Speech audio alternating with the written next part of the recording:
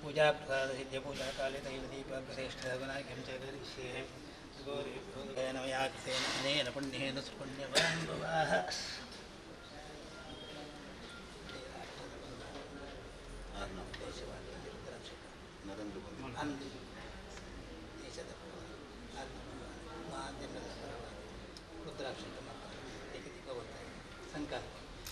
ब्रह्म शिवानुग्रहप्राप्त्यर्थं सर्वे जनाः इष्टार्थसिद्ध्यार्थं रुद्राभिषेकप्रसादसिद्ध्यार्थं पूजाराधयन् स्वामी सोमनाथीश्वरपादारविन्दं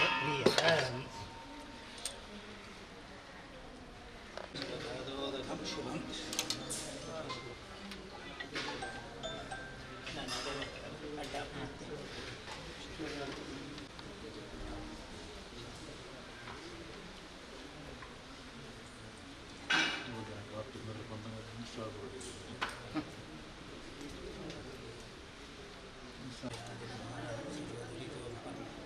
दुरितोपशमनं शिवपादोदशं शुभं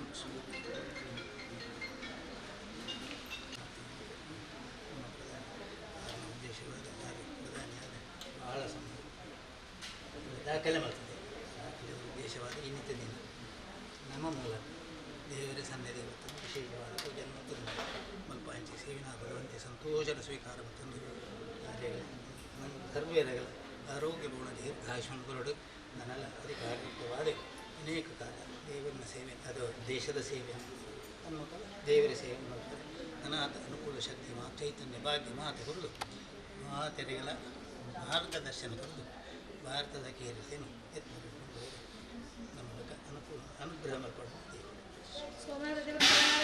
ಗೋವಿಂದ ಹರೇ ಗೋವಿಂದ ಗೋವಿಂದ ಹರೇ ಗೋವಿಂದ.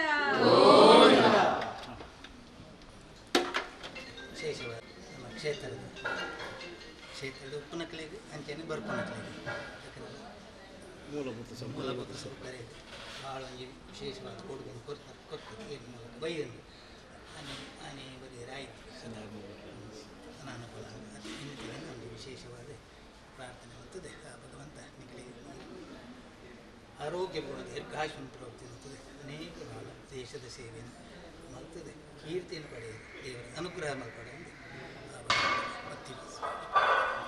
ಇದಂ ಫಲಮಯ ದೇವಸ ವಿಧಂ ಪುರುಷಸ್ತವತೇನ ಮೇ ಸಫಲಾ ಭವೇ ಜನ್ಮನಿ ಜನ್ಮನಿ.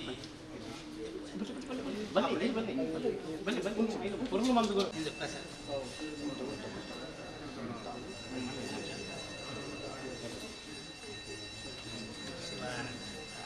ದೀರ್ಘಾಯುಷ್ಯ ಪೂರ್ವತತ್ವವಿವೃತ್ತಿ ಪ್ರಾಪ್ತಿಸಿದ್ದು.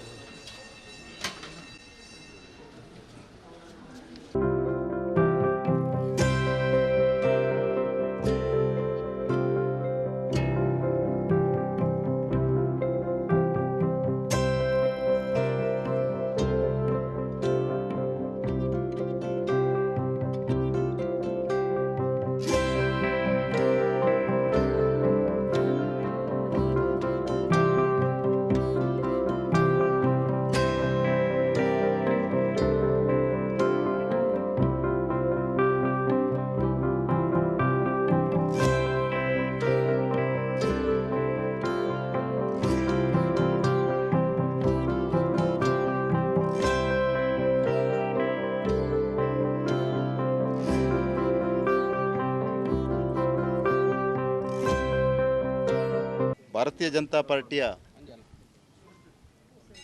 ಅತ್ಯಂತ ದೊಡ್ಡ ನಾಯಕ, ಇಡೀ ಜಗತ್ತು ಮೆಚ್ಚಿರುವಂಥ ನಾಯಕ, ಈ ದೇಶದ ಹೆಮ್ಮೆಯ ಪ್ರಧಾನಮಂತ್ರಿ, ಜನಮಾನಸದ ನಾಯಕರಾಗಿರುವಂಥ ಸನ್ಮಾನ್ಯ ಶ್ರೀ ನರೇಂದ್ರ ಮೋದಿಯವರು 12 ವರ್ಷ ನಿರಂತರವಾಗಿ ಈ ದೇಶದ ಪ್ರಧಾನಮಂತ್ರಿಯಾಗಿ ಕೆಲಸವನ್ನು ನಿರ್ವಹಿಸ್ತಾ ಇದ್ದಾರೆ. ಮಾತ್ರ ಅಲ್ಲ, ಸ್ವತಂತ್ರ ಭಾರತದ ಇತಿಹಾಸದಲ್ಲಿ ಅತ್ಯಂತ ದೀರ್ಘಕಾಲ ನಿರಂತರವಾಗಿ ಪ್ರಧಾನಿಯಾಗಿರುವಂಥ 4399 ದಿವಸಗಳ ಒಂದು ದಾಖಲೆಯನ್ನು ನಿರ್ಮಾಣ ಮಾಡಿರುವಂಥ ಈ ಒಂದು ಶುಭ ಸಂದರ್ಭದಲ್ಲಿ ನಾವು ಭಾರತೀಯ ಜನತಾ ಪಾರ್ಟಿಯ ಕಾರ್ಯಕರ್ತರು, ನಮ್ಮ ಮಂಡಲ ಅಧ್ಯಕ್ಷರ ಸಹಿತ ಎಲ್ಲ ಕಾರ್ಯಕರ್ತರು ಇವತ್ತು ಬೆಳಿಗ್ಗೆ ತಲಪಾಡಿ ತಾಯಿ ದುರ್ಗಾಪರಮೇಶ್ವರಿಯ ಸನ್ನಿಧಾನದಲ್ಲಿ ಪ್ರಧಾನಮಂತ್ರಿ ನರೇಂದ್ರ ಮೋದಿಯವರಿಗೆ ಇನ್ನಷ್ಟು ಆರೋಗ್ಯ, ಆಯುಷ್ಯ, ಈ ದೇಶದ ಕಟ್ಟಕಡೆಯ ವ್ಯಕ್ತಿಗೆ ನ್ಯಾಯ ಒದಗಿಸುವ ದೃಷ್ಟಿಯಿಂದ, ಆರ್ಥಿಕವಾಗಿ, ಸಾಮಾಜಿಕವಾಗಿ ಎಲ್ಲರನ್ನ ಸದೃಢಗೊಳಿಸುವ ದೃಷ್ಟಿಯಿಂದ ಈ ದೇಶವನ್ನು ಅಖಂಡವಾಗಿ ಇಡೀ ವಿಶ್ವದಲ್ಲಿಯೇ ಒಂದು ಸದೃಢ ರಾಷ್ಟ್ರವನ್ನಾಗಿ ಮಾಡುವಂಥ ದೃಷ್ಟಿಯಿಂದ ಅವರಿಗೆ ಆರೋಗ್ಯ, ಆಯುಷ್ಯ ಮತ್ತು ಇನ್ನಷ್ಟು ಹೆಚ್ಚಿನ ಶಕ್ತಿಯನ್ನು ಭಗವಂತ ನೀಡಲಿ ಅನ್ನುವಂಥ ಪ್ರಾರ್ಥನೆಯನ್ನು ತಾಯಿ ದುರ್ಗಾಪರಮೇಶ್ವರಲ್ಲಿ ಮತ್ತು ಇವತ್ತು ಇಲ್ಲಿ ಸೋಮನಾಥನ ಸನ್ನಿಧಿಯಲ್ಲಿ ನಾವೆಲ್ಲ ಸೇರಿ ಪ್ರಾರ್ಥನೆಯನ್ನು ಮಾಡಿದ್ದೇವೆ. ಈ ಸಂದರ್ಭದಲ್ಲಿ ನಾನು ದಕ್ಷಿಣ ಕನ್ನಡ ಜಿಲ್ಲೆಯ ಎಲ್ಲ ಜನರ ಪರವಾಗಿ ಅವರಿಗೆ ವಿಶೇಷವಾಗಿ ಶುಭಾಶಯಗಳನ್ನು ಸಲ್ಲಿಸ್ತಾ ಇದ್ದೇನೆ, ಅಭಿನಂದನೆಗಳನ್ನು ಸಲ್ಲಿಸ್ತಾ ಇದ್ದೇನೆ.